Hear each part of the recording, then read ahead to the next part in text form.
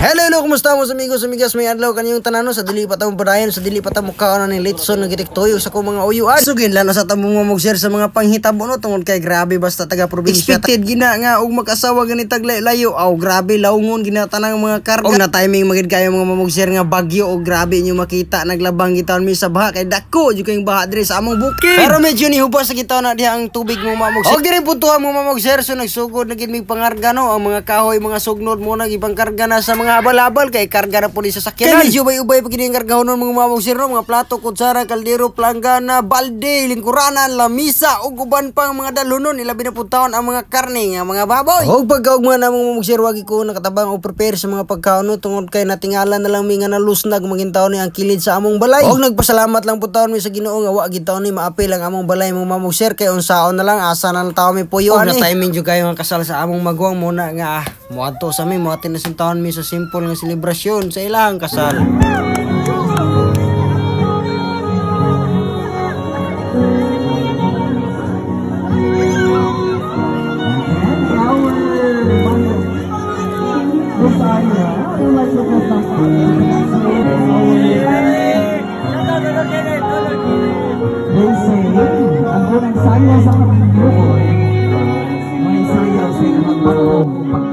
Sayaw sa ilangan kaumaon.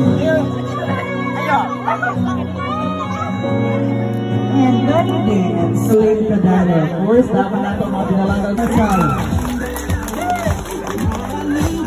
At this time, we would like to call on our newlywed. Asan yan yung ang mga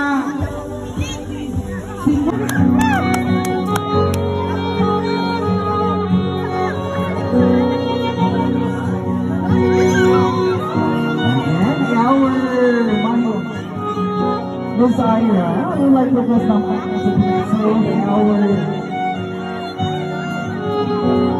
they say, ang unang sayaw sa kaming yun, may sayaw sa ilang bagong pag-sayaw. Wide open,